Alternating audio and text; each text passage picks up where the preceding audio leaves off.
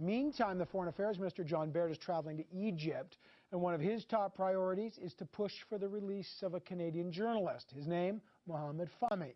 Now, you might remember that Fahmy was working for Al Jazeera in December 2013 when he was arrested and jailed in Cairo along with his two colleagues. He was accused of spreading false news to support a terrorist organization. Now, Fahmy has been asking for Canada's government to help him get back here to Canada. Here's what his brother, Adel Fahmy, told CBC News from Cairo earlier today. He's very excited about the news, a possibility that he will be deported to Canada where he can receive better medical treatment. We applaud Mr. Baird's efforts to free my brother during the final stages of the deportation and hope he seals the deal. So they applaud Mr. Baird, Minister Baird, on that, and they hope he seals the deal. Did Canada do enough to intervene? And what are the consequences of this in terms of the Egyptian government and the issues there? I want to talk about that. I also want to talk about that Charlie Hebdo issue because the cartoons were condemned by Saudi Arabia today, but they also flogged a blogger who was critical about Islam. So I want to get a bunch of these issues today. In Toronto, Mohamed El Rashidy, he joins me, director of the Canadian Arab Federation, and Bessma Momani, a fellow at the Centre for International Governance, Innovation, and an associate professor at the University of Waterloo, where she is tonight. First of all, good to see you both. Mohamed El Rashidy, let me start with you. What do you make of John Baird going to Egypt and how long this issue with Mr. Fahmy has drawn out?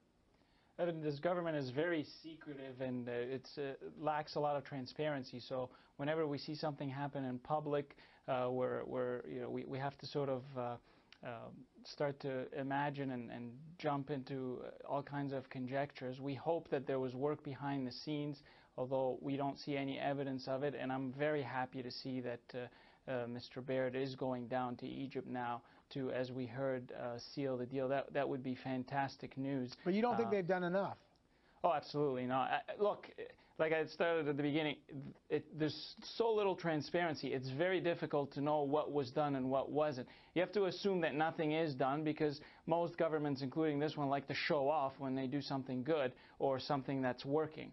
In this case, we haven't seen anything. So, we always want to be positive, and I think in this case, we might have an actual positive ending to this. But of course, look, there's a lot of questions within many communities within Canada who feel that this government kind of selects who they choose to support or not when they have trouble abroad, depending on the community you belong to and so on. It's an unfortunate narrative that's taken place, so we hope to prove that that's not correct by having Mr. Baird go down there and show that he cares about all Canadians, including Mohamed Fahmy.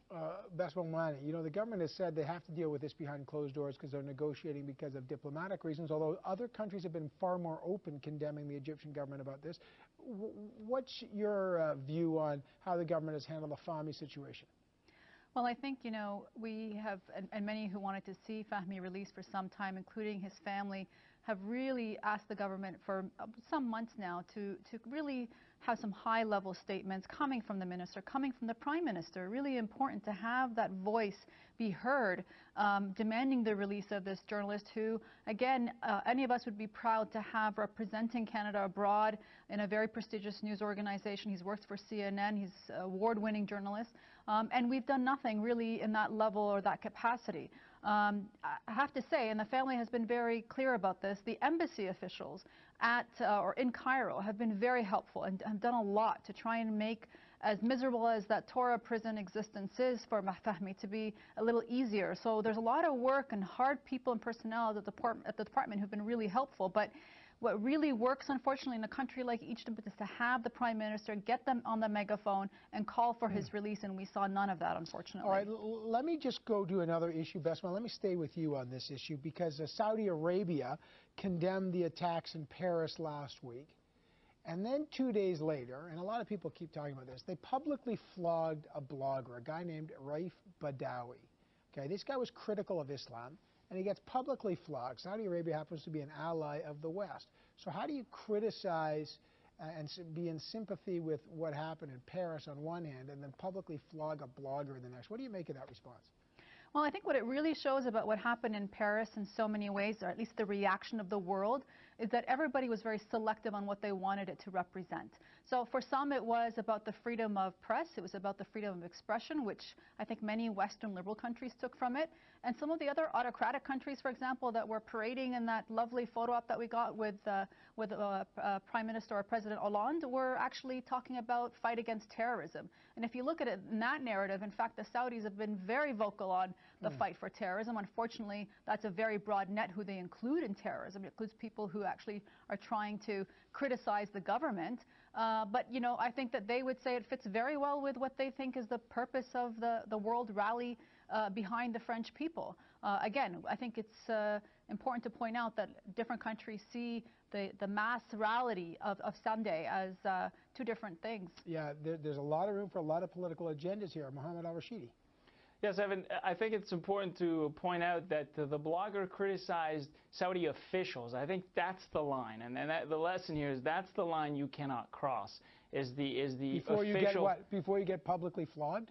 Well, yes, before you face repercussions. And I'll give you one stark example in Saudi Arabia. There's a very popular sheikh there by the name of Arif. He has 10.6 million followers on Twitter. He was sentenced to 2 months in jail because he criticized the rail system in Mecca around the Hajj time, around pilgrimage time.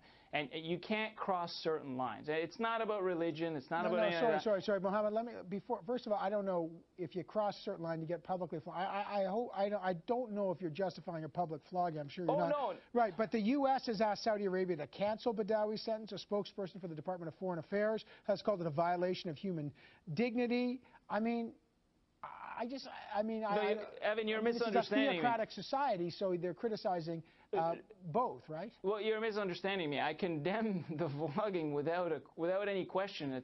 It's absurd that anybody would do something like that. What I'm saying is the rules of the game in Saudi Arabia, and this is sort of across the board. And that's what the professor, when she's talking about France and being selective, it isn't about freedom of speech. It's about different red lines in different societies. And in Saudi Arabia, it's the government and the regime and the public officials. So but to be fair, and Bessma, you can weigh in on this, you also can't criticize Islam. Now, every country has the right to make their own laws. They don't necessarily have to.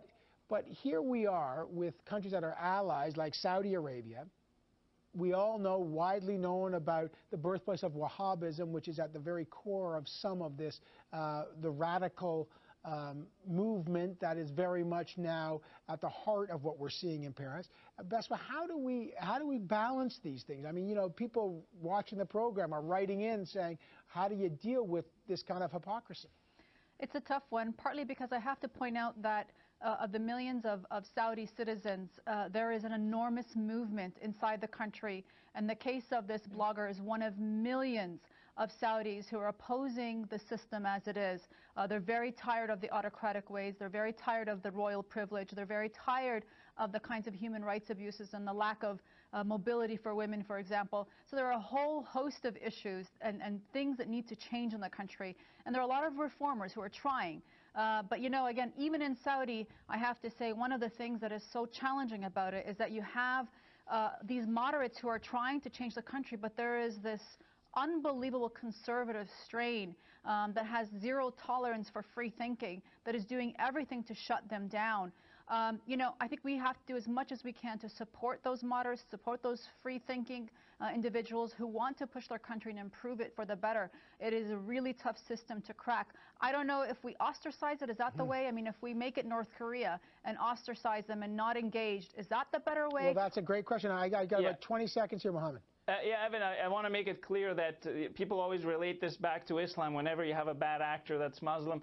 Saudi Arabia is the only country in the world that doesn't let women drive. It's obviously a Saudi-related issue. There's extremism across the board, and it has to be dealt with. And you can look at other countries that have dealt with the situation very differently. So we can't use a broad stroke to refer to this. You've got many countries in the Muslim world that elected women, like Indonesia, Pakistan as far back as 1988. So you have very different players at stake here, and I think the Muslim world will have to address a lot of these issues internally And I think the outside is going to, the Western world is going to have to deal with the situation differently than the prism of war on terror. I think that's the wrong approach to dealing with any type of extremism. But the case at hand, Evan, it's very domestic. It's related to crossing political lines that the public is not allowed to cross. But I want to stress that Saudi Arabia banned satellites, dishes, and cell phone cameras in the 90s, for example. You can see that's long gone. They have hundreds of thousands of students studying abroad. That these people are going to come back. They're not going to accept this, like the professor is saying. And I can assure you it's a matter of time until you can censor societies. All right, it's a long discussion, and of course we're having it as we all eyes still on Paris tomorrow with the cover of that magazine. We'll see what happens. Mohamed El Rashidy, Bessma Momani, regulars on this program. Always good to have both of you on the program. Good to see you. Thanks so much. Thanks.